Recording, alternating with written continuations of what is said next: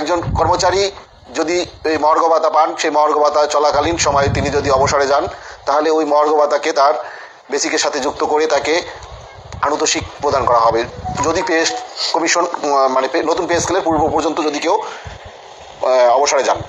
কিন্তু বর্তমান যে বিশেষ সুবিধা, সেখানে কিন্তু সেই সুবিধাটা নেই। তার মানে কি, একজন কর্মচারী 10 বছর ধরে পে স্কেল বঞ্চিত, সে আরও 5 বছর আগে পে স্কেল পাওয়ার কথা ছিল, এখন বিশেষ সুবিধা দেওয়া হলো 15%, কিন্তু তার আনুতোষিকে যুক্ত হবে না। তার মানে তিনি এই 5 বছর এবং সামনে যদি আরও 2-1 বছর এই পে স্কেলের পূর্ব পর্যন্ত থাকেন চাকরিতে, এই বিশেষ সুবিধা পাবেন, কিন্তু আনুতোষিকের সাথে যুক্ত হবে না। তার মানে তিনি 10 থেকে 15 লক্ষ টাকা তার আনুতোষিকে কম পাবেন। এবং যে পরবর্তীতে যে মাসিক পেনশন পাবেন, সেখানেও এটা যুক্ত না হলে তিনি সেখানেও ক্ষতিগ্রস্ত হবেন। তার মানে কি, আমাদের এই বিশেষ সুবিধার নামে বিশেষ অসুবিধা করে দেওয়া হলো। এবং এই বিশেষ সুবিধার ক্ষেত্রেও বিভিন্ন বৈষম্য আমরা দেখতে পাচ্ছি। তাই আমরা প্রথম থেকে এই বিশেষ সুবিধার বিরোধিতা করে এইটাকে আমরা বাতিল করে আমাদেরকে মহার্ঘ ভাতা দেওয়ার জন্য আমরা দাবি জানিয়েছি। আমাদের সে দাবিও চলমান। এবং আমরা এই যে বার্ষিক বেতন বৃদ্ধি অব্যাহত রাখা, সেখানে আমরা নতুন আরেকটি দেখলাম, জনপ্রশাসন সংস্কার কমিশনের যে সুপারিশ বাস্তবায়নের জন্য যে সভা হয়েছে, সে সভায় আবার এটাকে বলা হয়েছে যে যার বেতন বৃদ্ধি বন্ধ হয়ে যাবে তাকে 2 বছর পরবর্তীতে তাকে উচ্চতর গ্রেড দেওয়া হবে।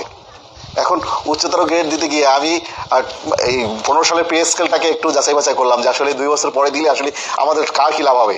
যেখানে আমাদের 13তম গ্রেড আছে, মানে আমি সব গ্রেডের কথা বলছি না, 13তম গ্রেড আছে, তারা যদি 12তম গ্রেডে এখন বর্তমানে যে উচ্চতর গ্রেড যে হিসাবে পায়, সেখানে যদি যায়, তাহলে 13তম গ্রেডের শেষ ধাপ হচ্ছে 26,530 টাকা বা 70 টাকা এরকম সামথিং।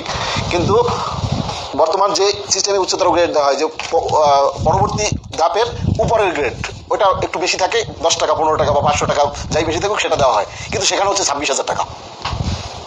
তার মানে হচ্ছে কি, এইখানের উচ্চতর, এখানে শেষ ধাপ থেকে 12তম গ্রেডের শেষ ধাপে তাকে আবার দিয়ে দেওয়া হবে, মানে সেখানে গিয়ে আবার স্টপ হয়ে যাও। তা যদি আরও 2 বছর পরে তাকে মানে পে স্কেল না দেওয়া হয়, তাহলে আবার কি 2 বছর পরে তাকে 11তম গ্রেড দেওয়া হবে।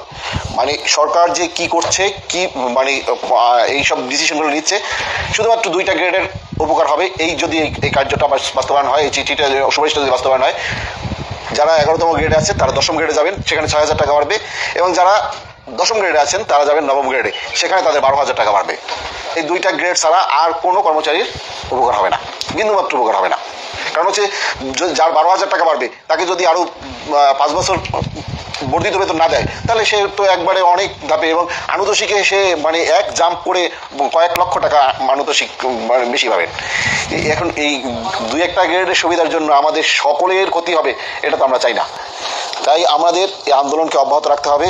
এবং আমরা যতটুকু শুনেছি, আমাদের যারা উপদেষ্টা মহোদয় আছেন তারা এক এক সময় এক এক কথা বলেন। আগেও মন্ত্রী মহোদয়রা এক এক সময় এক এক কথা বলতেন, এখনও উপদেষ্টা মহোদয়রা এক এক সময় এক এক কথা বলেন। যেই সরকার মহার্ঘ ভাতার কমিটি করেছেন, সেই সরকারের অর্থ উপদেষ্টা বলেন যে মহার্ঘ ভাতার কমিটি হয়েছে কে জানে, আমি তো জানি না। এরকম যদি মানে কথা বলেন, আবার আমরা সেদিন শুনলাম যে 9ম পে কমিশন গঠন হচ্ছে শীঘ্রই।